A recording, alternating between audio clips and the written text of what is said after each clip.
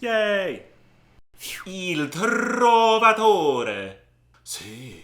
The 1850s were a great time to be Giuseppe Verdi. During this decade, this Italian composer cranked out Rigoletto, La Traviata, and Il Trovatore. But the latter masterpiece had a bit of a rocky formation. The original librettist, Salvatore Camerano, died 6 months before the opera's premiere, leaving Il Trovatore's libretto incomplete.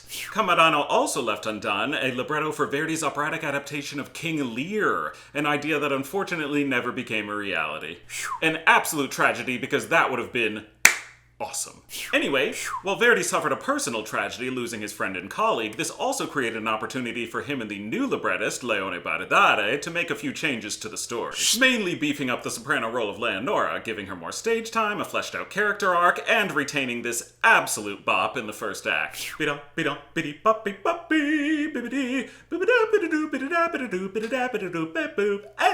Despite all bumps along the way, Il Trovatore premiered in 1853 to tremendous popular success, thus cementing its place in the standard repertory. Yas, Verdi! But what is the opera's notoriously confusing plot all about? Yeah! Don't worry, I've got you covered. I'm the troubadour you've been asking for, Jake, here to walk you through the plot of Il Trovatore, and I'm employing my trademark masochism by challenging myself to accomplish this in 2 minutes, and go.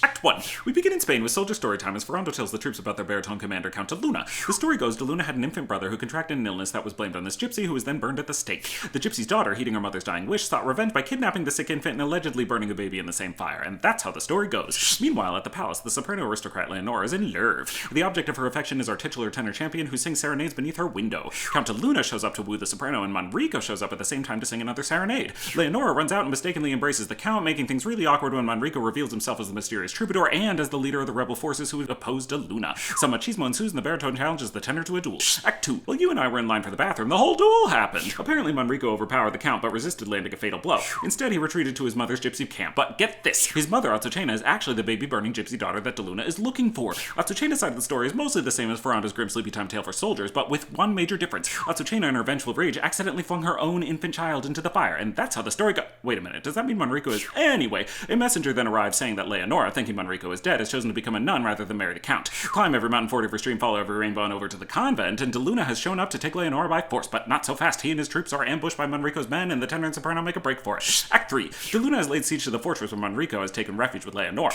The soldiers capture Azucena, and Ferrando recognizes her as the one who killed de Luna's brother. De Luna realizes his chance to bait out the tenor and orders for her to be burned at the stake. Inside the fortress, Manrico and Leonora are preparing to get married, but when they hear word of Azucena's capture, the tenor rallies his troops to listen to his high C. Prepare to attack! Act 4. While you and I were getting a glass of champagne, the whole attack happened. Manrico is defeated this time and is being held with his mom in de Luna's castle. Leonora, who had escaped during the battle, shows up to the castle to offer herself to the baritone in exchange for her lover's life, but de Luna sucks so much that, instead of living with that, Leonora has secretly taken a slow-acting poison, thus sealing her fate. She then goes to meet Manrico in his cell, explains her deal with the count, and urges him to escape, but Manrico is super mad about this, denounces her, and refuses to flee. Tragedy strikes as the poison kicks in, resulting in the soprano dying in the tenor's arms just in time for de Luna to walk in, realize what's going on, and order Manrico's execution. Plot twist! Azucena has been leading Manrico to this end the whole time, and with that, her mother is finally avenged. The end. Phew.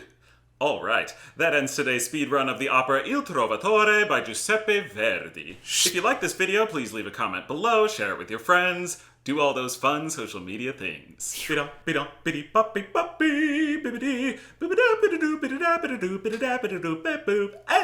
ya.